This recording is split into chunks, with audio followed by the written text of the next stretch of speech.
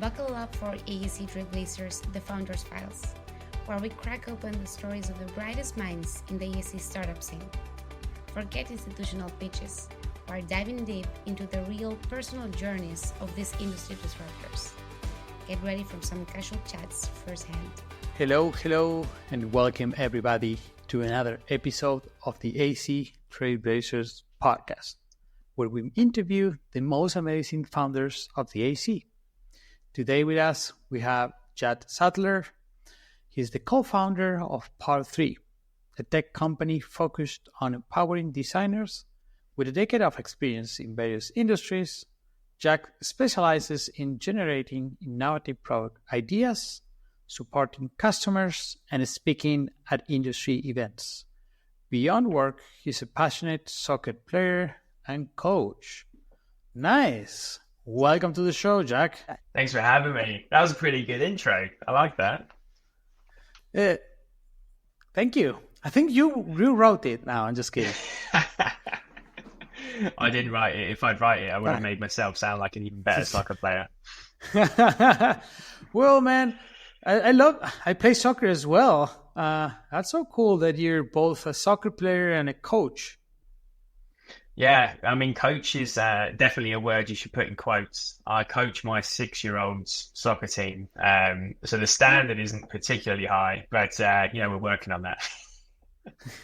Well, it's good. Like, I feel that not only Americans, but Canadians in general, more and more people are starting to play soccer. I don't know why, but it's happening. It's definitely happening. I mean, you're based down in Miami. I'm based up here in Toronto. And tomorrow is Inter Miami versus Toronto FC. So we're talking about this at a good time. Yeah. Oh, true. But that's kind of like kicked it off, right? Everyone cares about the MLS. Everyone's into soccer. I know it's got a big following up here. Yeah, well, I'm a huge Messi fan. So every time I can, I go to the games here in Miami. I would try and go tomorrow, but Toronto found a chance to jack up the ticket prices, so I'll probably skip this one. Well, true, man. That's also a problem. Like, more people are watching soccer and tickets are going up, and I don't like that at all because it's getting really expensive. Yeah, exactly. A friend of mine used to live in Barcelona, and he watched Messi play in the Copa del Rey for €90, and now tomorrow is going to cost me $300 to see him play TFC.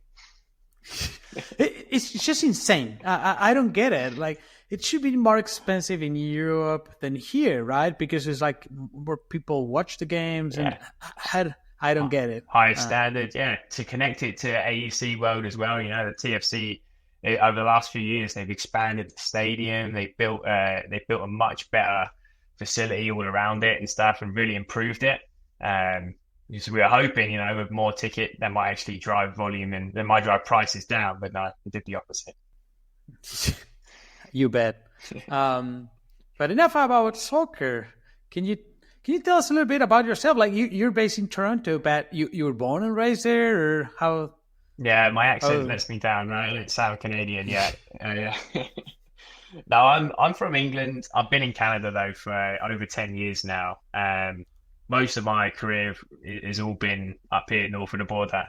But yeah, a bit about myself. I've sort of been running Part 3 now for the last sort of 3.5-4 years.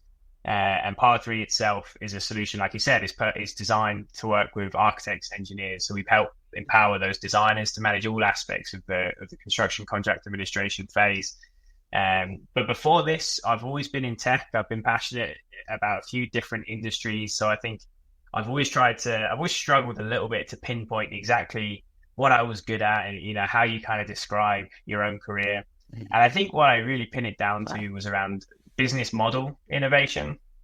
I think when I've been in tech in the past, in different industries and sectors, I've always really been drawn to specific parts of a business model and how you could change it, whether that was kind of like entrepreneurship to introduce new business lines, or if it was creating new tech opportunities to kind of expand an existing line or modernize a solution. That's kind of always where I've been drawn.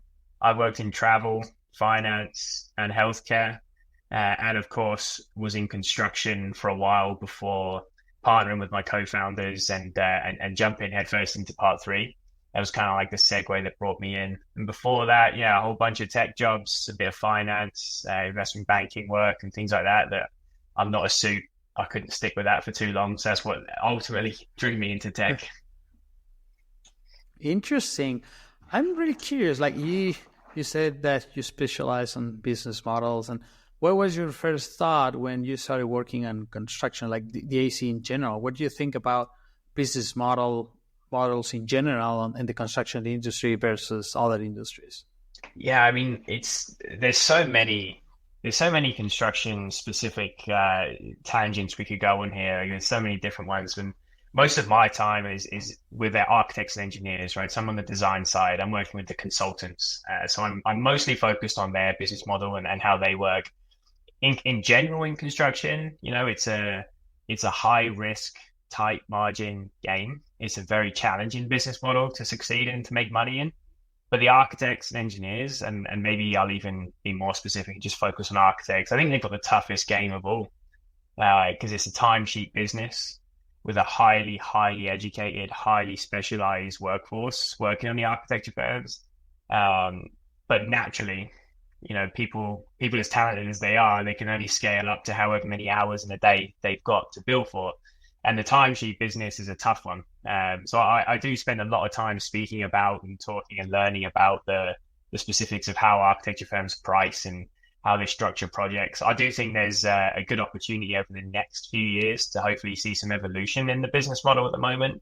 I do think it's time that the timesheet business slowly started to become a thing of the past, but I think that's also going to take a very long time. Yeah, it's not easy. Like I get why they're doing T&M. I'm an architect, by the way, but yeah. So I pretty understand really well why it's T&M, because there are so many changes and the ambiguity, but I also feel that at the end, as an architect, you end up doing that because you don't share the risk, or you don't share the rewards as well, like the GC, right? Like GC, it's more they do close budget because they share the risk, but they also share the rewards, and they're able to do change orders. And I do feel that eventually they're all going to end up in the same basket, sharing rewards and sharing risks as well. Otherwise, it's hard not to just do timesheets and try to put as many hours as you can on a project. Yeah. If you've been doing something for 100 years, it's really hard to want to change that, right? But I do think innovation is gonna kind of force some change. I think that's the difference. I think innovation in the past has maybe given some firms the opportunity to change their business model. And there are some fantastic stories out there of architects who have added different types of consulting lines to their business. Architects who have also tried to adopt things like a SaaS pricing model. I heard a fantastic story actually from Evelyn Lee, the incoming AIA president. She was in North Carolina last month, and she gave a great story about a firm that she used to work for. They had a couple of different lines of business. One was the traditional architecture. One was a bit more like strategic consulting for their clients, and they worked a lot with, school boards and educational folks. And then what they did for one of those, through their strategic engagement, which was generating more profit than the architectural side of the business, they actually recommended you're going to need to maintain all these schools, all these different buildings. You're going to need a type of database that kind of stores information about students and all these different types and managing the different buildings.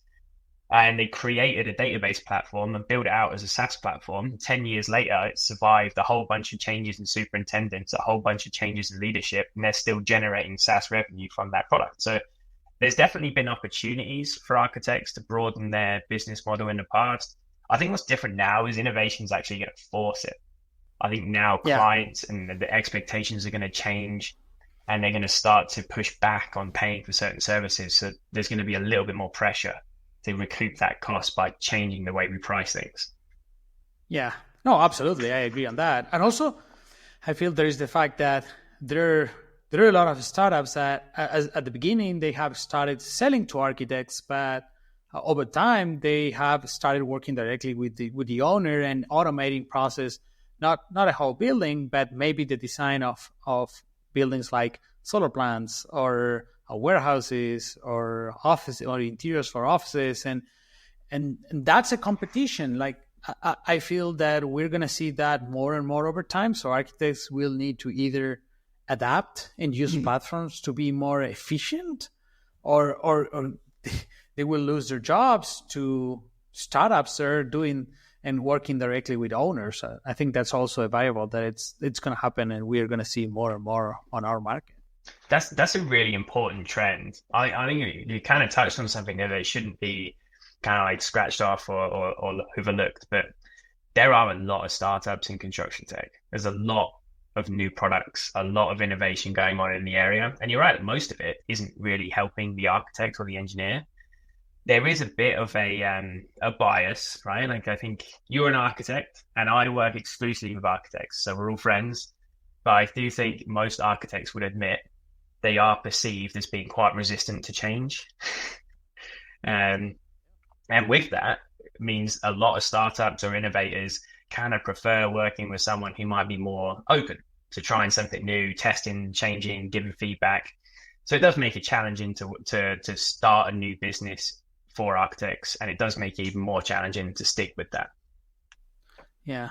Well, I think that in defense of architects, I think that it's true that the hardest clients in the industry are architects, for sure. We can say that, but I don't think it's their fault completely, because also if you think and you analyze who are the professionals that are learning software development or using more tools, are architects as well. Yeah. So there is a gap there where architects are the biggest innovators out there. The problem is the gap between like being the user and being able to pay for it or have the time to pay to use a new tool. So I think it's a problem of budgeting and time to be able to to implement those kind of tools. Mostly not just for the sake of architects being stubborn. Which we are stubborn, but everyone's stubborn. No, but you're 100% right. Like I couldn't agree with you more. I definitely don't want this to sound like I'm slighting on the architects, because they're the people we love the most. But you're right. Like the budget, the business model, it makes it really hard to take a risk. It makes it really hard to try something for the sake of trying something. If you adopt something new, it really has to work. So you're right. Like there are fundamental business problems that make it harder to innovate and harder to service architects in general. It's not through the fault of the people working there, because you're right. Some of the most innovative people I know are people who are in or have come from the architectural side of things. They're natural problem solvers. But you're right. Like there is, it doesn't make it any less challenging for the innovators. We're lucky because we've definitely found our niche. We've definitely found the way that we've built a brand presence. We work with architects. We've scaled up, and in the early days, I think most venture capital folks that we spoke to, when we told them our plans that we were going to build this thing for architects, they laughed at us and said that would never work. You can't sell to architects. There's no business there. We felt like they were probably wrong. Now we feel like that they were definitely wrong. We're happy we did it, but there is that perceived pressure out there, right? That architects are going to be the last to adopt something. Hopefully, we can continue to prove that wrong. Well, I love it. I love it. You pursue that, and as an ambassador of architects, I'm grateful you did. But it's on one side, it's stupid to laugh at any niche, because even if it's hard, it doesn't mean that there is no money there. Like there are so many architectural firms out there that the money is there, and the need, which is the most important thing, it's there. But going back to you, it's like the architects was the first client you decided to sell to, or that was the result of a pivot? How is the beginnings of part 3? How you came up with the idea? I don't know. I'm just curious. Yeah.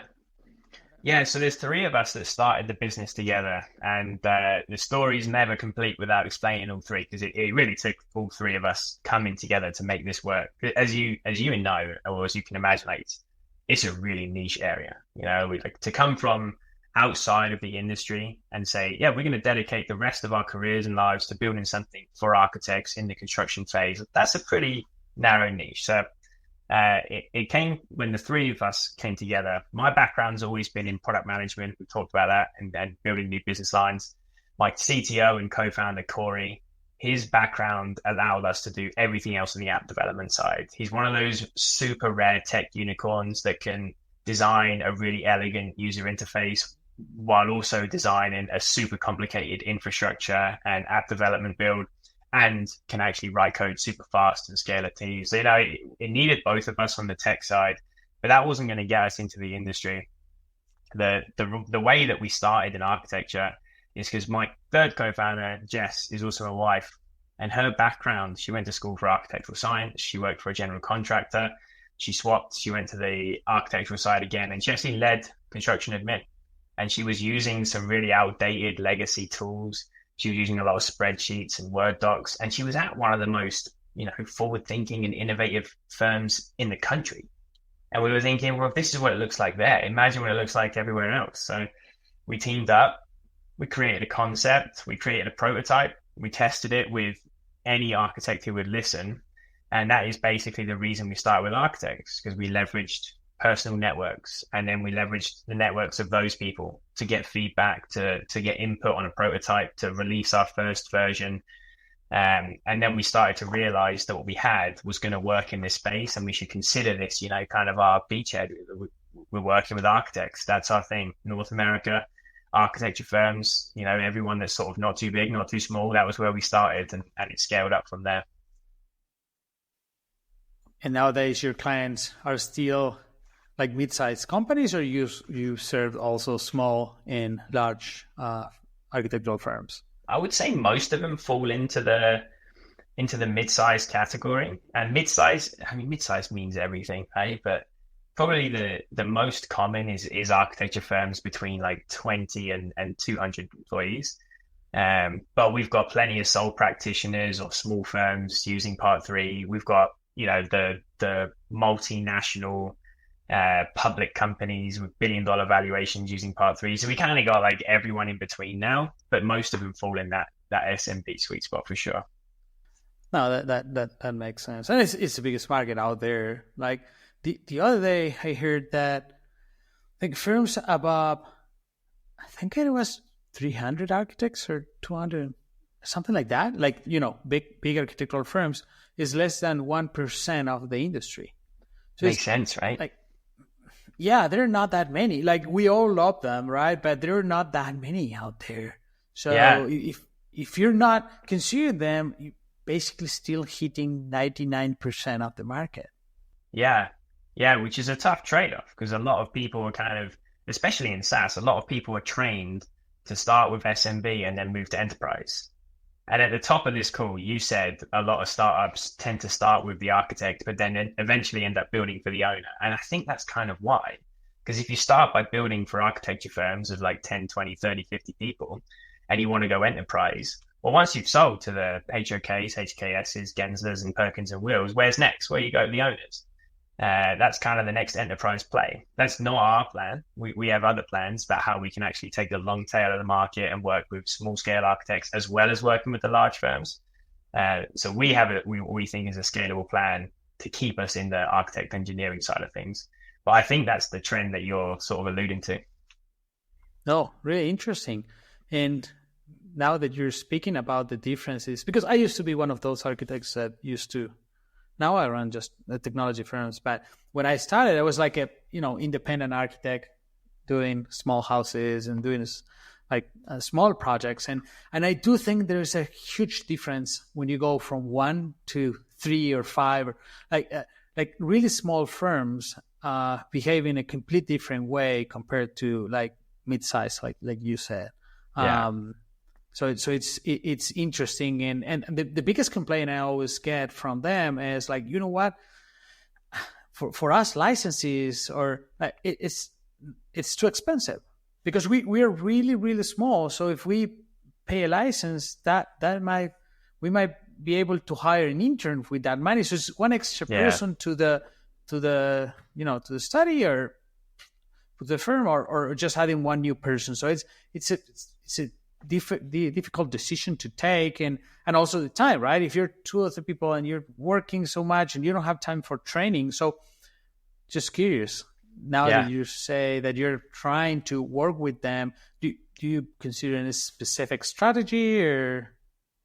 Yeah, I mean, early on we optimized for the small to medium size. which was great because it meant we could take a hands-on approach, right? We can speak to them, we can onboard them, we can work with them, we can get feedback on the product, iterate and improve it. And as you move further up the scale to the larger firms, that just becomes, more and more repeatable. But yeah, you're right. When you move down market, you need a different approach because the price point doesn't work. So you got to drop it, which means you probably can't invest as much in onboarding. So you got to make sure you've got the documentation, make it, as close to self-serve as possible. So it is a different approach, but it's still doable. It's definitely still doable. And I think it's important for a lot of tech companies to sort of realize the use case is different. If you might find that a 5-person firm needs 5 licenses, but it might be 10% of what each of those people are doing because everyone's kind of spread across everything at a 5-person firm. Versus you sell maybe the same product, gets adopted by a firm of 50 employees, they might still want to have 5 people use it, but that's because it's their full-time job and they're using it 40 hours a week. So it's a very, very different ROI, very different model, very different usage, and it should be different pricing. So I think that's an important thing for most SaaS companies to recognize as well.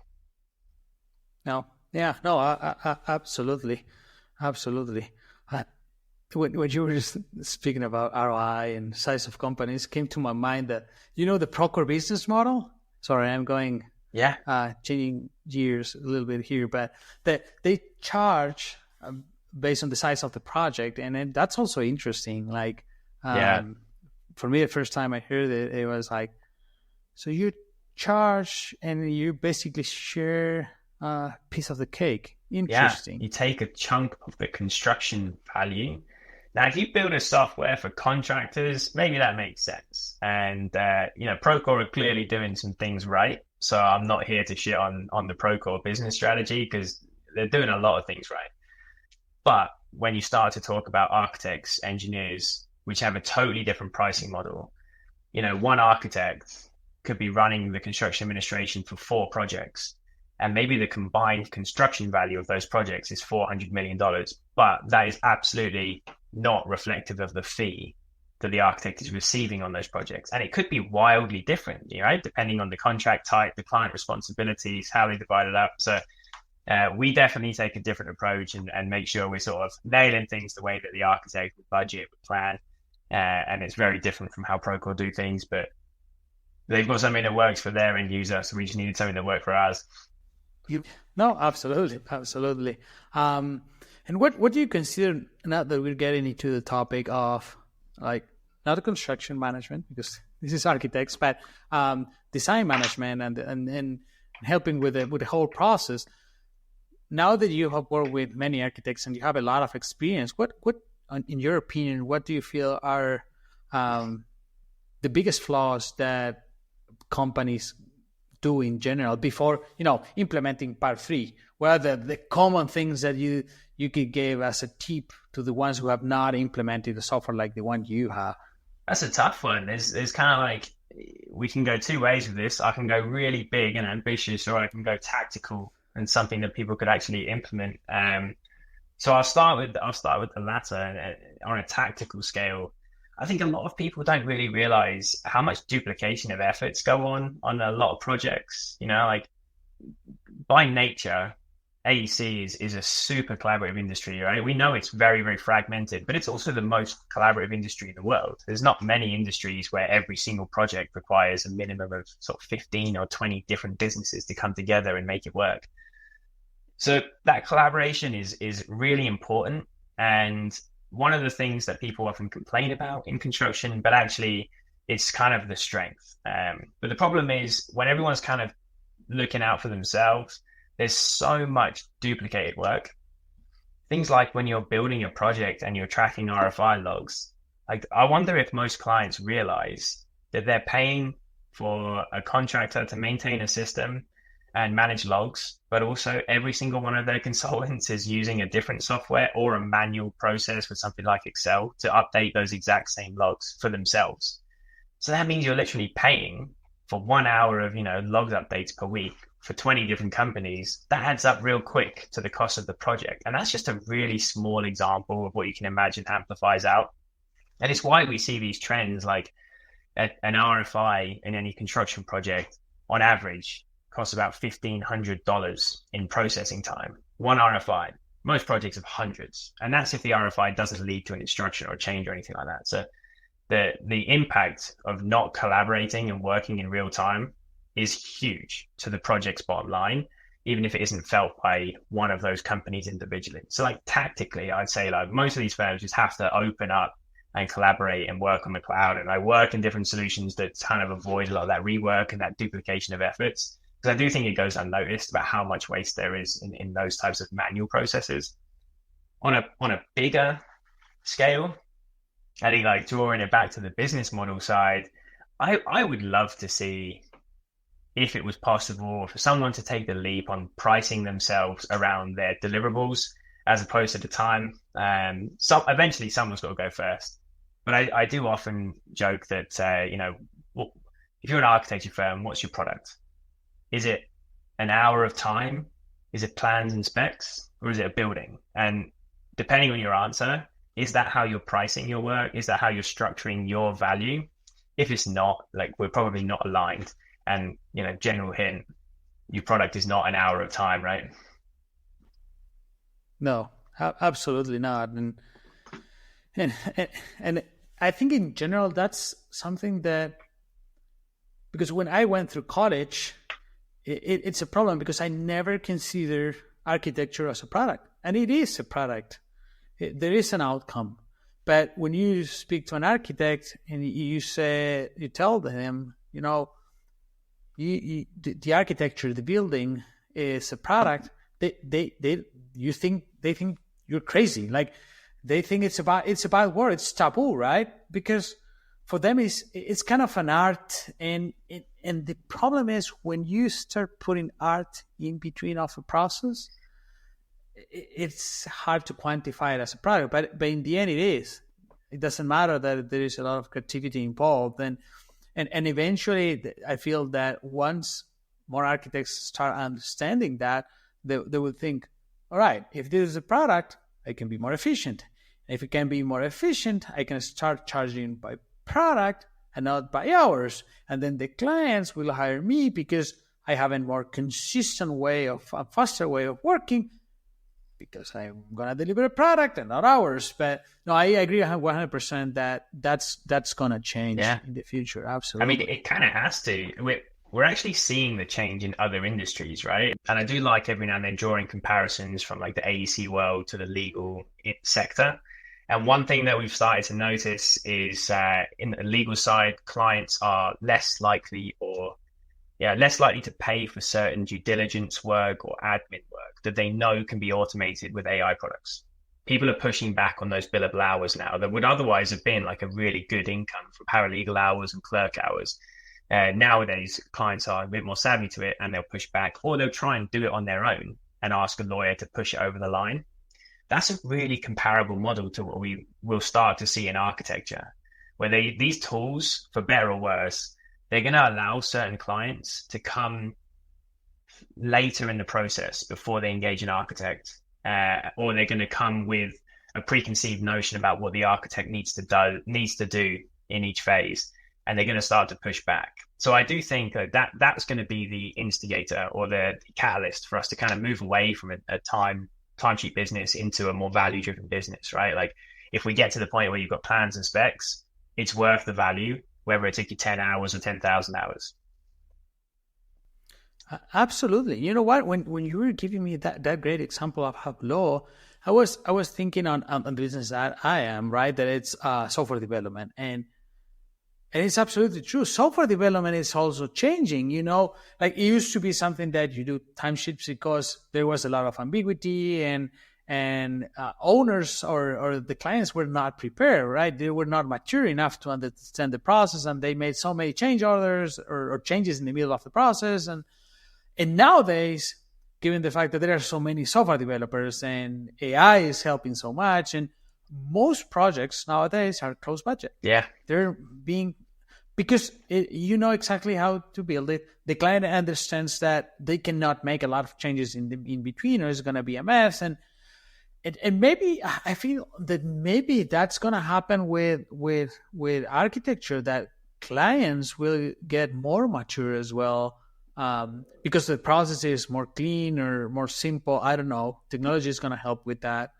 AI is going to help with that for sure. Yeah. I saw you're using a little bit of AI, or not a little bit, a lot of AI in your platform as well, right? Yeah. I mean, AI is definitely here to be a catalyst for change. I think we're still so early, not just as a company, but as an industry and even broader. I think we're so early in understanding what AI is and can do for us. So there's a long way to go. But yeah, we've focused in on tactical ways to implement things that can going to have an impact on the bottom line today, while also trying to keep one eye open on how we think it's going to have a larger and more fundamental change. But you are right, like AI is going to be what kind of starts to democratize some of the more administrative functions, some of the less creative functions, some of the less complex functions of what an architect or an engineer does. And once those things get democratized, that means clients of all types will just start to tackle them in-house. And there'll be more competition, because now all of a sudden those skill sets exist at an architect firm, at an engineer's firm, at a contractor's firm, and at the client's in-house team. There's more competition for those services. It gets a little bit harder to price for them. So yeah, I definitely think we're on the forefront of putting AI into practical use cases for architects. We've started with doing things like reviewing specifications documents, reviewing submittals for architects, but we've got big plans to go much further with it too. Well, I bet you can do so much more, but yeah, that's already a lot. I remember when I used to review like specs was a nightmare, because every time you need to find something or understand something, sometimes it's written in a way that it's so hard to understand that AI makes it so much simple. And I do feel that we're getting to a point that you can even throw a drawing to AI and the specs, and AI will automatically tell you like, this is not compliance or this is 100% compliance. So it saves so much. Yeah, I agree. No, absolutely agree. There's already a lot of power coming from what we're able to do looking at submittals and product data. There's good early signs that we can start to review more complicated things on behalf of architects and with them. You know, it's never going to replace an architect's review, and AI is never going to stamp anything, but it can come prepared, and it can come and it can say, hey, I found a few things, you should take a look at these areas. And then it saves the architect time, it structures the review, it gives you a head start. And I think that's where we're going to focus our efforts with AI. Yeah, no, absolutely. It's people say jobs are going to be lost. For sure, some jobs are going to be lost, but I don't think architects are going to disappear. I think that their work is just going to change. And they're going to add much more value, because instead of, wasting hours doing annotations or tagging stuff or things that do not add a lot of value to the project, it's just to communicate how the building is going to be built. They're going to be more focused on the design and provide better designs, because it's a reality. You don't have enough time to do the design. Most of the stuff is on the drafting process, for example, and once the drafting process takes just a couple of hours and it's completely automated, man, the ways we design are going to change so much. Yeah, and then we're rolling, because it's very time for it. Yeah. I mean, you're totally right. I had a good response to that, but I forgot it. Happens. Sorry. There's somewhere I wanted to go with that one, but I've forgotten. I'm annoyed. It's all right. It'll come back to me. I do have a question for you. Yeah, go on. If you want. Okay. So I'm just curious on going back to part 3. I'm just curious. After we spoke about clients not implementing technology and the biggest mistakes, and I'm just curious if you can tell me. I don't want to break confidentiality with one of your clients, but what are the biggest wins or examples that after you have implemented the platform that you have seen changes of, I don't know, return of cost of hours or whatever, that you have been maybe even you surprised yourself? Yeah, I mean, there's definitely a few that we draw on, but I think the fundamental change is always more of an emotional one than one of clear numbers. The numbers do speak pretty loudly. Like we're cutting back time in so many areas that people don't want to spend time on, right? Like I do think while you're in the timesheet business, if you pin your whole value on saving time, like that's why this becomes a problem, right? But we're cutting out the time spent on things that people don't want to do and really can't bill for, right? Like on average, we learned that something as simple as field reporting, going in the field and creating these really in-depth reports that architects and engineers are required to do. On average, it takes 3 hours of time to document one of those 3 days after you did the site visit. And with part 3, 62% of all field reports get issued before you get in the car to go home from site that day. So we can definitely see that the data is saving a ton of time, not just the 3 hours of work it took to build the report, but it's actually getting these observations in the site super's hand 3 days faster. So it's definitely having good impacts like that. We're massively cutting back the time taken to review the average shop drawing by up to 50%. But there's also these sort of like softer ones. We reduce email in the CA phase by up to 70%. And we definitely feel like we give architects control of the phase. Architects today, as soon as a project hits CA, the favorite quote that I like to share is also a sad one, but a partner at a firm once said to me, the whole goal during CA is to not lose all the money we made in design. And every time I share that quote, the response I get is nods and like, yeah, you're right. Yeah, true. But CA is so hard. CA is like, and someone in CA will, in any given day, will go from being an architect, a designer, and a project manager to an accountant, to a lawyer, to a psychiatrist, and a mediator, and all the way back again. It's a really, really hard job, and it's a valuable job, and it deserves to have a higher margin than it's got.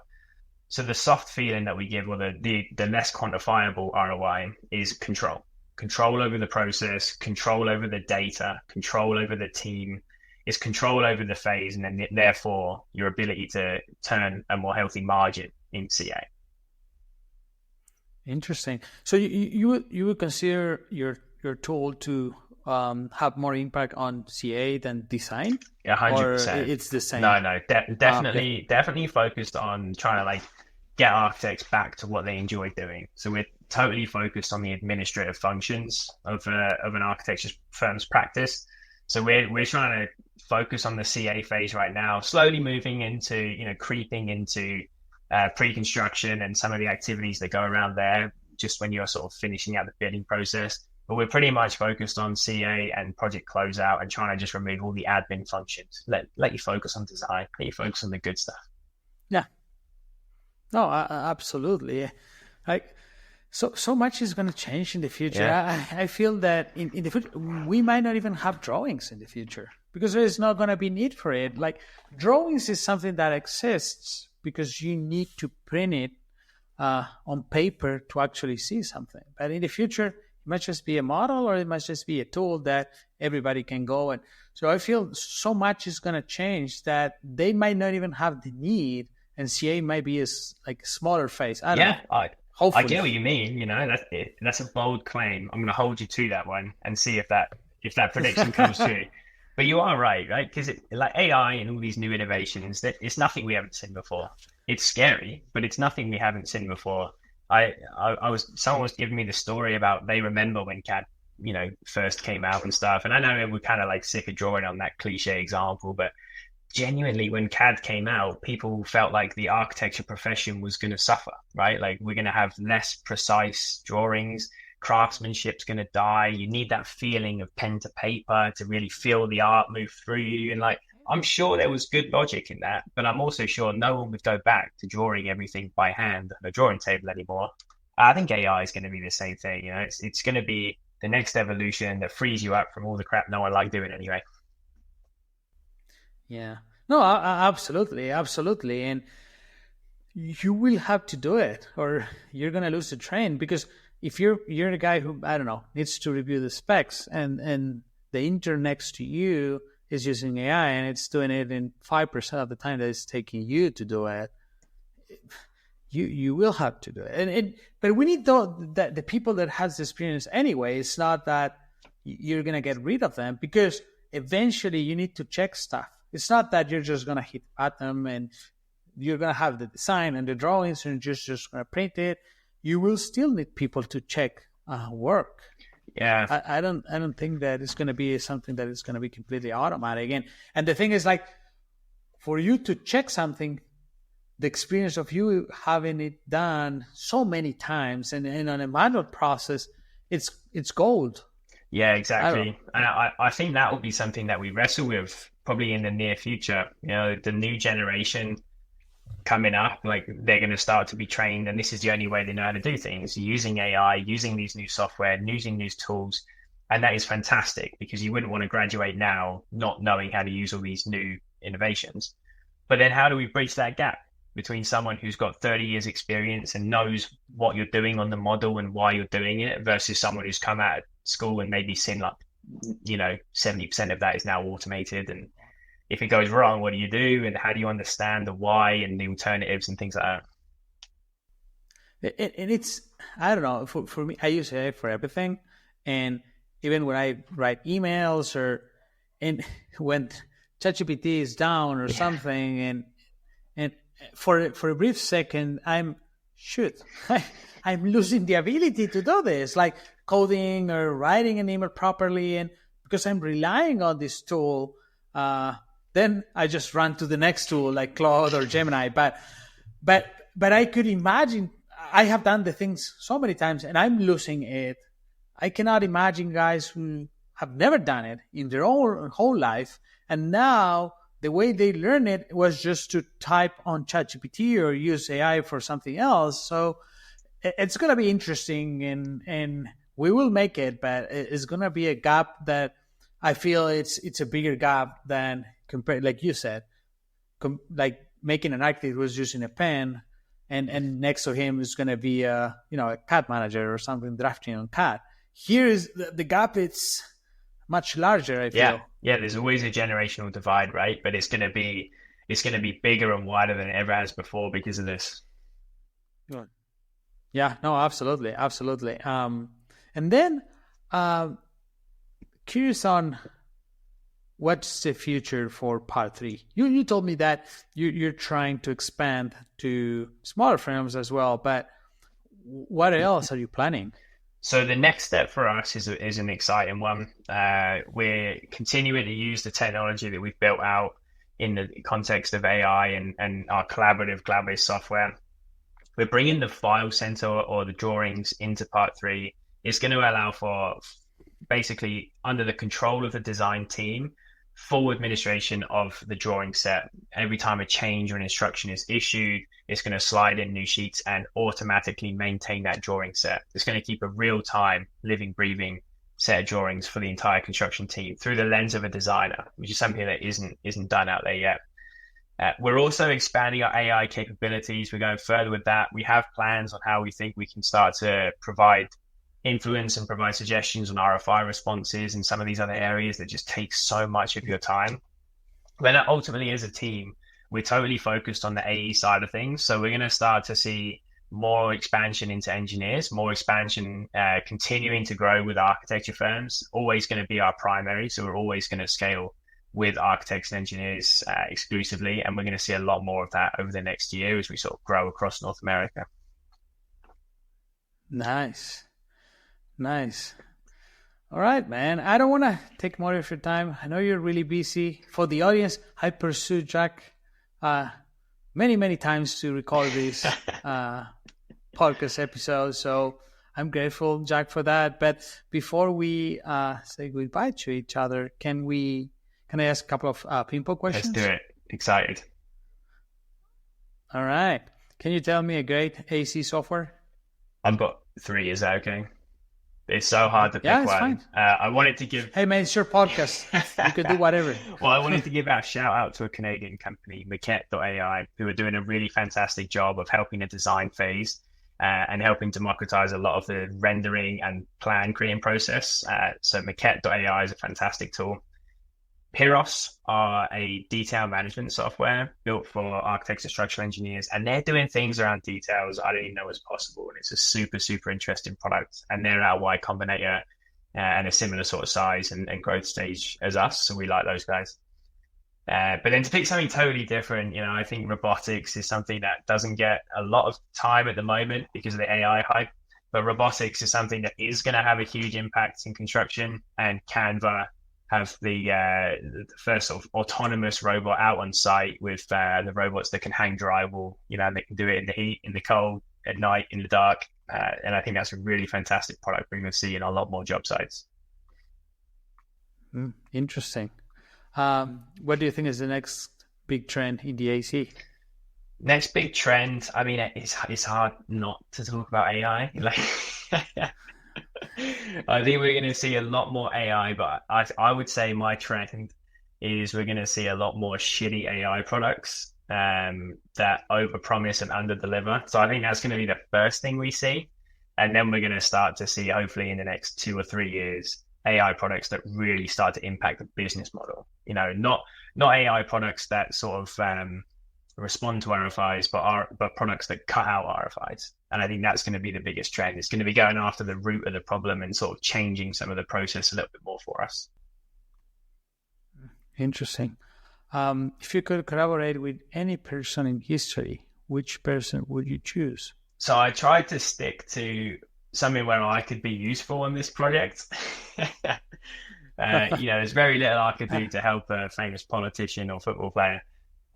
So I went Tony Fadell, who was, he's got a fantastic book, but he was the guy at Apple who sort of built and led the teams that created the first iPods, the first iPhones, and built all of those products for 10 years. Then he left and he founded Nest. So basically this guy is one of the best hardware product designers in history.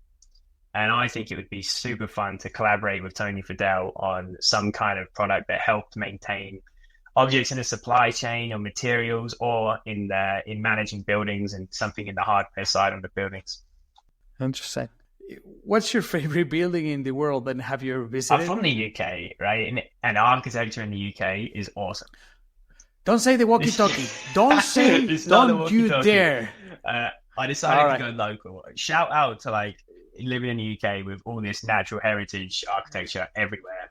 But where I am in Toronto, the Goodwin building, which is the Flatiron building in Toronto, it's super cool, and I like it because it actually inspired the Flatiron building in New York. I don't think that's really well known, so I'm going to give a shout out to the Flatiron building in Toronto. Do you know that? Interesting. The original is in Toronto, not New York. Yeah, very unknown. Now I have to go double fact check that, but yeah. You can just ask AI. Yeah, true. And then, is there any book you recommend? Yeah, I'm one of those guys that when I read a book I like, I go and devour everything that author has written.